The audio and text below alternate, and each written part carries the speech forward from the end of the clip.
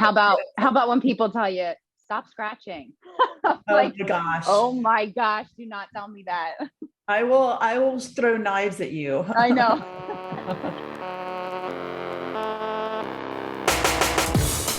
You've been seeking answers from every dermatologist, doctor, and all over the internet, wondering what on earth this unbearable skin issue is. You know something's up, and you've been suffering and silenced for far too long. This podcast is going to bring awareness to the brutal reality that is topical steroid addiction and withdrawal syndrome. It will give you practical mental and physical tips to help you along your journey and provide you the strength you need to push through each day. You'll hear from real people battling this illness, as well as experts in the field, and I'm also going to share with you what's happening as I battle and conquer TSW. You are not alone, you're not crazy, and you will heal. If there's one thing I know, it's that anyone going through this hell is a warrior. My name is Jennifer Powers, and I welcome you to TSW Journey to Healing.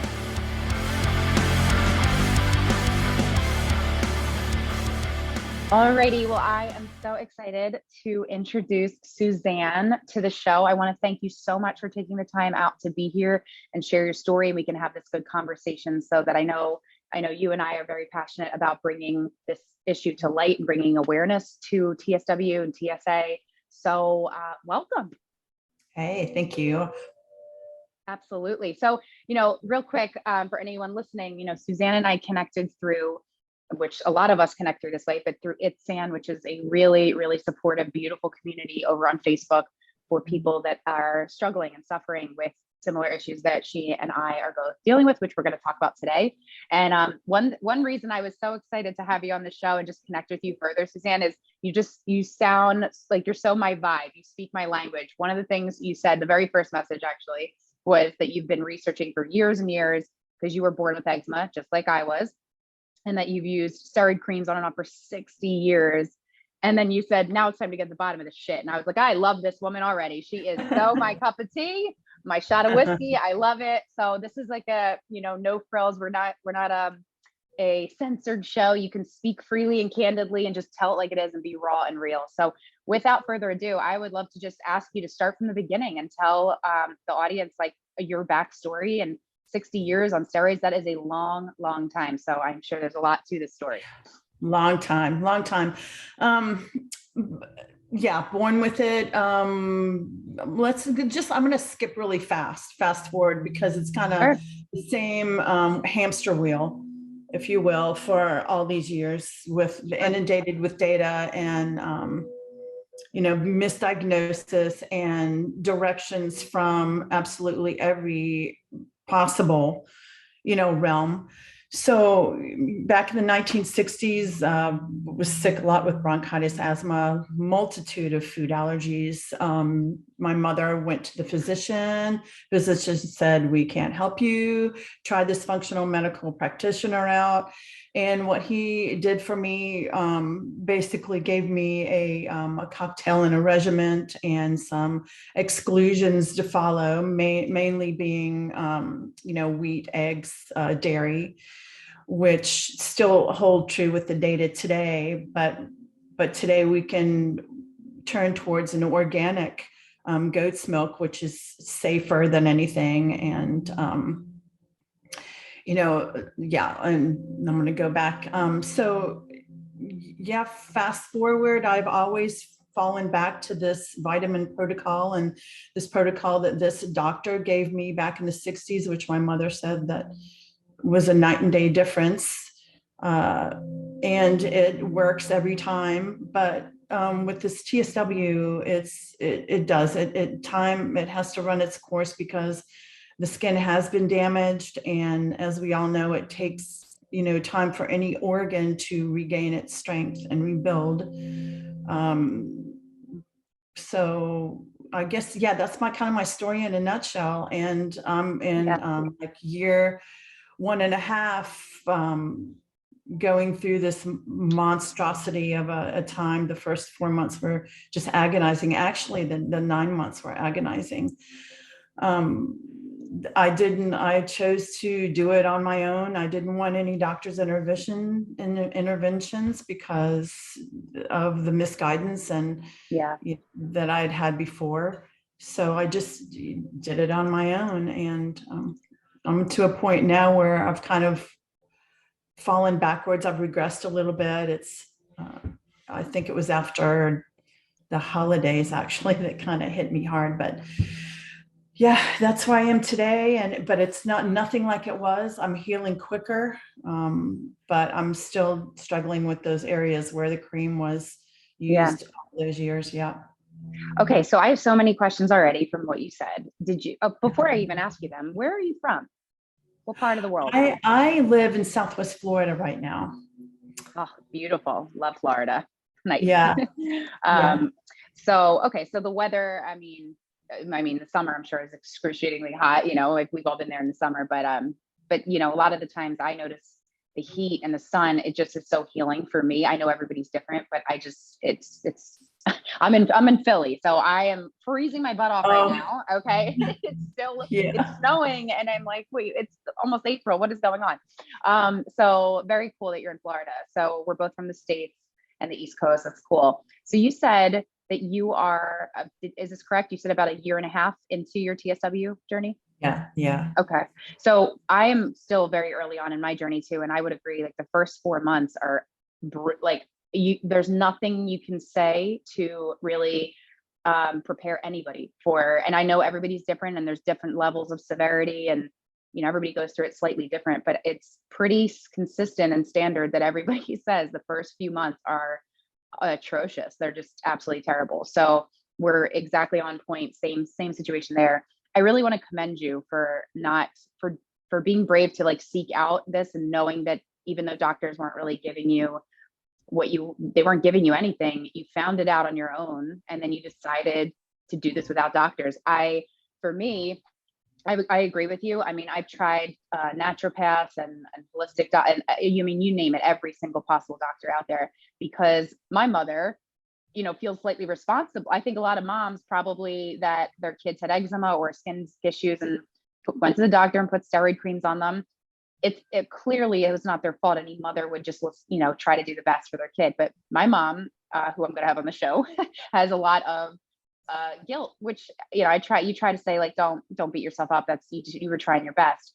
But my mom, I think people in that generation and just other people in general that just have this viewpoint, it's hard for people to see you and I, people like us, suffering like this. And in their logical brain, you would think, well, a doctor, like, you need help. Like, you got to go to a doctor. A doctor's going to help you. But this is why we're on this show. This is why we're talking about this and having this conversation, because, and I know that, you've been doing this longer than I have. So I know that you know this to be true, that it's so not recognized like anywhere.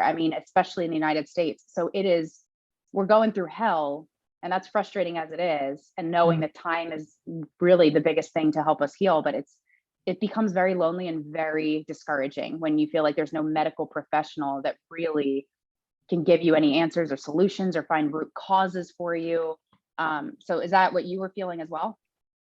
Oh, absolutely. Until I found the site, the ITSN, I totally felt that way. I was at a point, and I'm not going to get emotional, but you can. It's a safe space. I picked up MRSA because, staff lives everywhere, but I picked that up and I'm like, it's like MRSA, that's like really bad. And I'm like, oh my gosh, destroyed or whatever. But, went through about 2 rounds of Bactrim, which if anybody knows that's what they give, cancer patients that are wide open with their immune system to prevent them from having any kind of, problems. But I told my daughter, and I told her, I said, this is probably how I'm going to die. Oh. And it was at that point, I'm like, I've got to do something. It's either going to be this, biologic that they're advertising that costs $1,800 a pop. I would have insurance that would cover that. It would only be $25. I'm like, but it doesn't stand for everything that I am, and everything that I am. I'm an integrative nutrition and gut health coach. So I did that. I'm like, okay, I'm going to dive into that and research as much more as I can. And I'm going to do everything that I possibly can. And then if I can't find any answers, then I'll try this biologic. And that's when I stumbled across this site. So I had, I was at a crossroad. I had two ways to go. And like I said, those were the two. And this site gave me hope. I mean, it actually gave me hope to, okay, I can brave through this. I can do this. You know, I'm a warrior, I'm a fighter, I'm independent. It's like, I completely agree with you. And I remember, first finding the site, I actually found it. I wasn't listening to anyone. I'm like, this is not the eczema that I ever knew. This can't be eczema. It's so different. It kept changing. Like I was in TSW 3 different times for years before I even knew what it was. So of course, what you think, you get prednisone, you get the topicals, you get back on it because nobody knows what it is.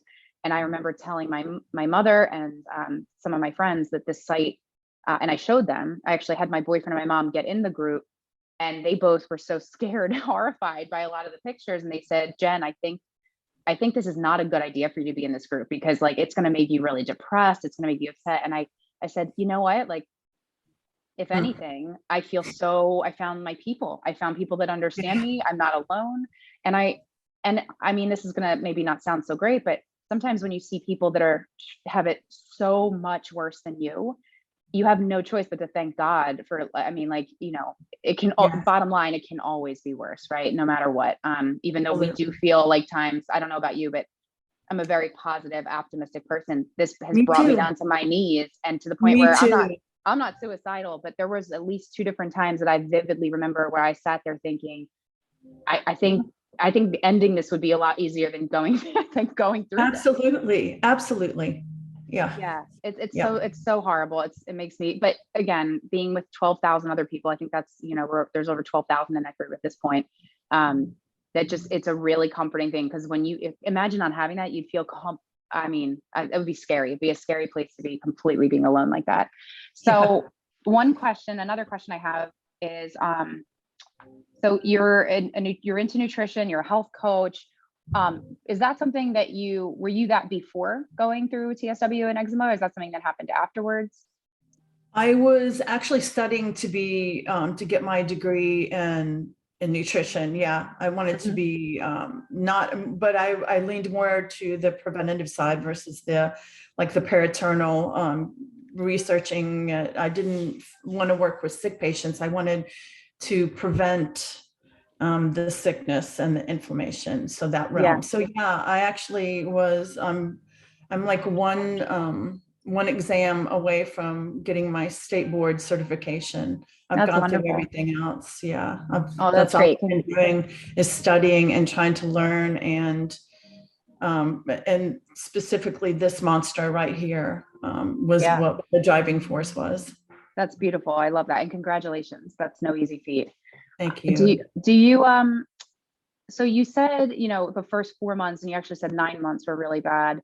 And then you said you were doing better, but then you said lately, and maybe like you said, after the holidays, I mean, that's common, right? Because people eat junk. We splurge on sometimes foods and drinks that we normally wouldn't eat as much and stuff. And you also said that you noticed that you're healing quicker, but are you at a point now, being 1.5 years in, and now knowing that you did regress a little bit, are you aware of any kind of causes that could create a flare up for you? Or is it kind of still throwing your hands up in the air? Like, I don't know, it just goes in waves. Yeah. Actually, that's a really good question. And there absolutely is a root place to start. And that is, one is hydration, imperative, a high water content meal, which is less stressful on the gut and the digestive system, creates huge shifts. When I was away, I've got a van she's my little she shed on wheels that I go get respite and solitude in. But I took a 3-month trip by myself, and I cleared up and I healed wonderfully. I And it was because I ate when I was hungry. And I mean, I'm a foodie. I love food. Yeah, me too. And when I'm around family, that kind of nurture part of me kicks in, and it's like, ooh, what can I cook? What can I make? Yeah. Because I'm in the heartbeat of the house. I love the kitchen. It's my favorite place. So I have to know how to put a rein on that, because I think the more we eat, the more it stresses our digestive system out, and then our body has to work harder, which leaves less energy for our bodies to heal. And what I learned, interesting enough, I took a raw foods class, and in some of these other classes, this particular day it came up. Some professors from Berkeley were talking, and the piece of data that I picked up with them was like a light bulb. And what they said was a high water content diet, meaning, enough protein, good protein, and this is another key component, I believe, is a lean organic protein, and having like the 70% vegetarian, high water content like vegetables and fruits that are not so high sugar, and salads totally is a key that I found, because Wow. with skin, it's mostly water and mineral salts anyway. So having this type of diet was a healer for me. Just, yeah, it That's was like amazing. That's yeah. amazing. I hope anyone that's listening to this is taking notes. I'm taking notes over here too. And that's, and what I like about that, I mean, listen, we both heard there's all these fad diets. There's this diet, there's that trend, there's this thing that you try this elimination diet. For me, it got so crazy overwhelming, and I just couldn't. It's like I almost couldn't keep up. But if you were to say to somebody, "Hey, listen, focus on hydration," whether someone listening to this is well, I'm doing no moisture treatment or moisture withdrawal or whatever it is, like I'm with you on this, because I always found, and that may work for some people. Again, no two people are the same. But I mean, we grow up knowing that drinking lots and lots of water is so, and I'm from Philly, so I'm saying water. So, not water, but, we hear that and we know that it flushes toxins out, and we know that it's so healthy for our bodies, especially our skin. So to me, when people are saying I'm limiting how much water I'm drinking, I was like, gosh, that doesn't really make sense to me. But if it works for you, that's fine. That's great. No judgment. So I love that. I mean, and I like that you explained what that means. So you said 70-30. So 70%, you'd say vegetarian. And then would you say the other 30% is that's the lean protein? That's like the meats? Yeah. That's the Okay. lean protein and the good fats. Cool. Very cool. Super important. Yeah. It's all about I found out too, like something that really, I'm like, holy crap, what had just happened, And it had to do with the electrolytes. I started drinking, and that's the mineral loss, right? So the electrolytes, you can get like an organic powder on Amazon, something without the fructose in it, or you can get your natural minerals, and all the vegetables that you have were like it was like a magic pill almost. Wow. And it was, yeah. And all these diets and everything about not eat this and not eat that. And all these books that I've read, I go back and yes, little bits of here and there work. Everybody is different. Everybody's an individual. They have to tweak and see what works. But honestly, just this 70-30 approach was so, it just took the burden out of my brain. Like, nobody, you know what I mean? If anybody can just kind of keep within that kind of perspective, it will tip the scales eventually. And just clean eating. I absolutely love that. And I totally agree. And I also love that you did a 3-month solo trip, because I mean, that's just good for the mind, body, soul, and mental health. You got it. I mean, oh yeah, everybody needs. Did you go anywhere fun? Where did you go? Oh yeah. I went from, let's see, I drove all the way up to Coeur d'Alene, Idaho. Cool. And then I went and stayed at a lot of the national parks back there, and then spent, I don't know, almost a month in Albuquerque, just doing all like the back national parks. And that's amazing. It was amazing. It was amazing. How that kind of takes me into my next kind of, I guess, my question, which is, you mentioned you have a daughter. So tell me about how was your family through this with you when you first discovered it and going through it? Were they supportive? Were they not, couldn't understand it? How's that been for you? They were probably like most people, they want to help. So they bombard you with stuff. Yeah. So it's like the best thing, I think, advice I could just say, would show them the site, explain to them that everyone's different. It's a process and a journey. There's no one quick fix thing. Yeah. That just, if the best thing you can do for me is just, be compassionate and be understanding. And that's just don't give me don't tell me what to do. Like, well, how about when people tell you, stop scratching? Like, oh my gosh, do not tell me that. I will throw knives at you. I know. They just, I get it. Like, it really does make people like us, though, extra compassionate to other people suffering in different ways, because I can imagine like seeing somebody doing what we're doing, clawing ourselves, ripping ourselves apart raw, and being like, why are you doing, like, why can't you just itch it and be done? Like, you don't know what you don't know. And you never walked in someone's shoes, like you said earlier, like you'd have no way to truly describe to anybody who's not gone through this, just like the sensations, the feelings. You cannot understand it unless you're going through it. It's unnerving. You can't focus. Yeah. It's for me, another something I just wanted to throw out there is that I almost can't start something because I know that I'll be interrupted by, all of a sudden that nerve ending zinger stuff that happens that just is unnerving.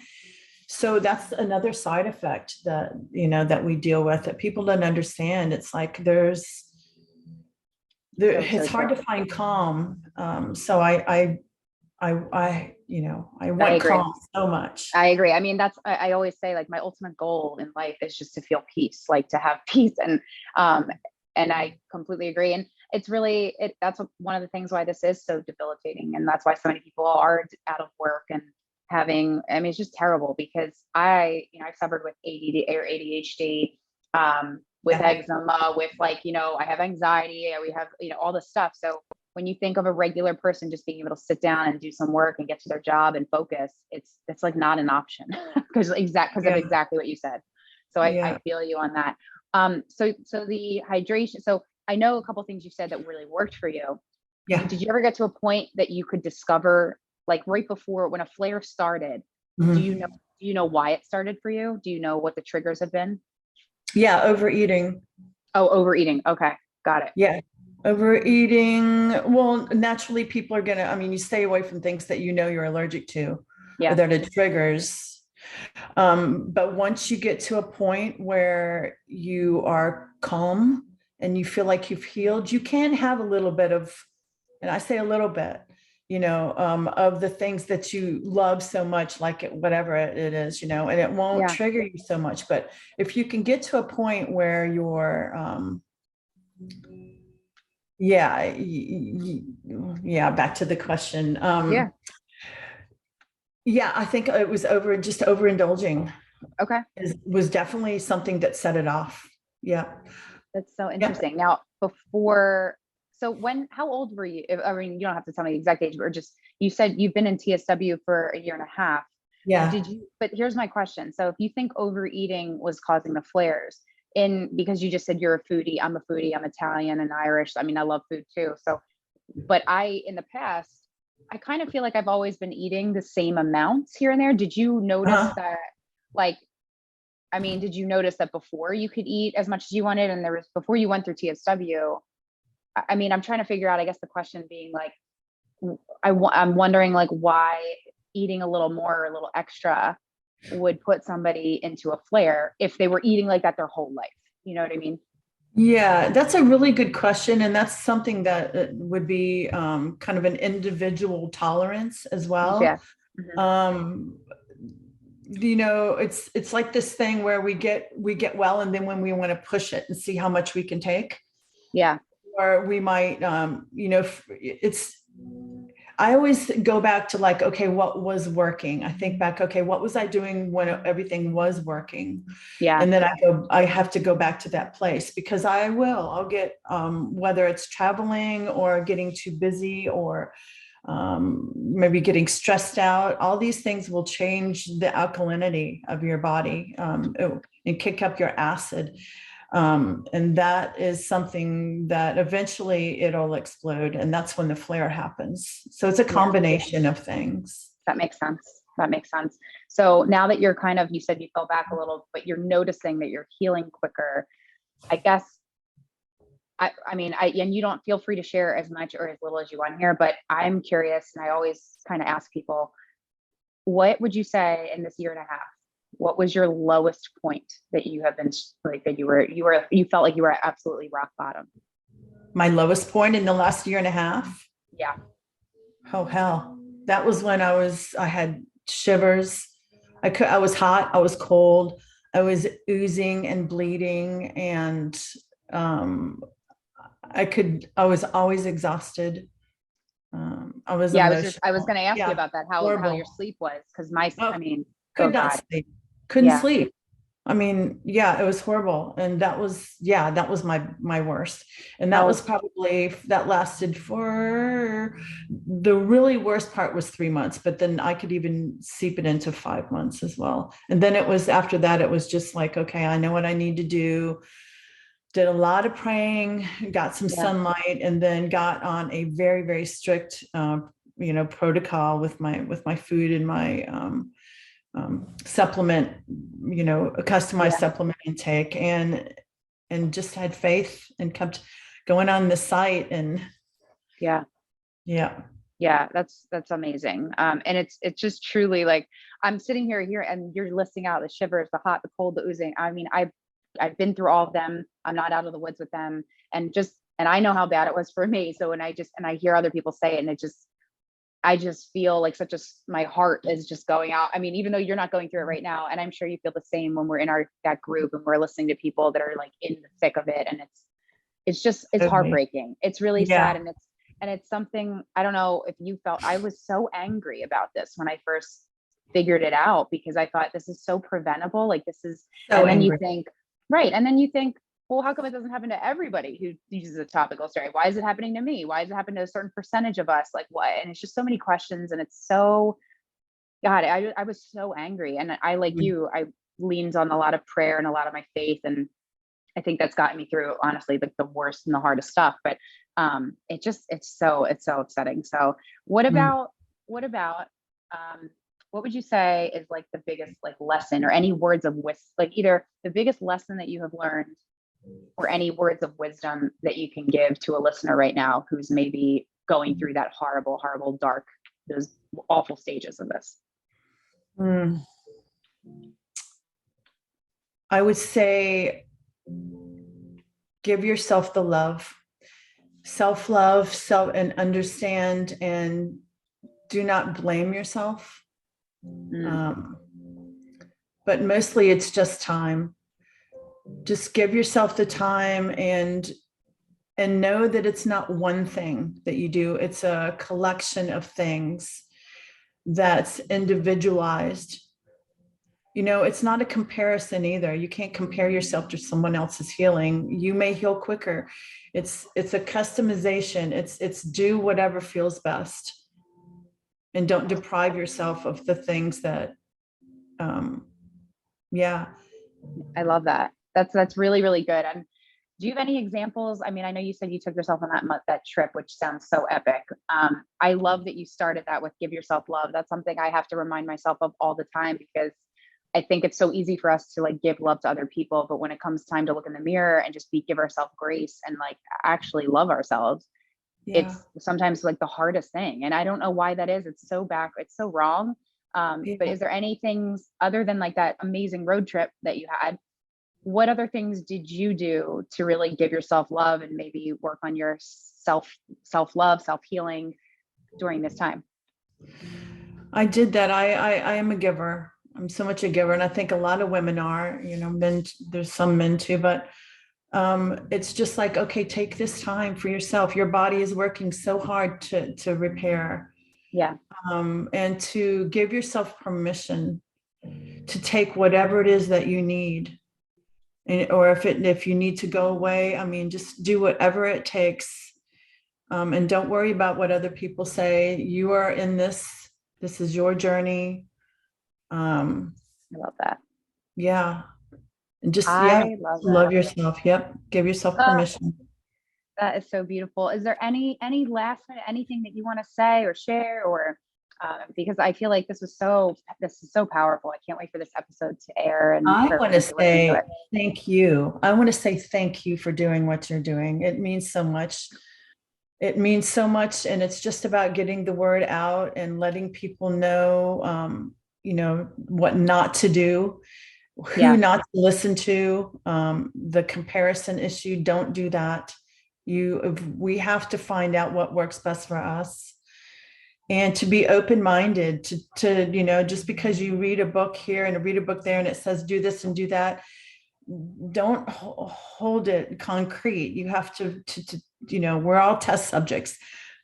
We all have to find and dabble and do and find out what works for us, but know that there are reasons for that information to be out there because it did work. So we may be one of the lucky ones. So just give yourself permission and grace. I love that. And thank you. I know that we're both on this mission together. So it was so wonderful having you on, and I can't wait to continue this friendship and keep each other posted on the journey, and, just be there. So if there's anyone listening to this and you're brand spanking new, look at the show notes of the show, reach out to Suzanne or myself anytime. And you can absolutely find tons and tons more of us at that It's San Facebook group. And again, the link will be around there for you in this episode so that you can get access to that if you want to. Thank you so much, Suzanne. I adore you already. Hopefully we can meet in person one day. And I would love that. You.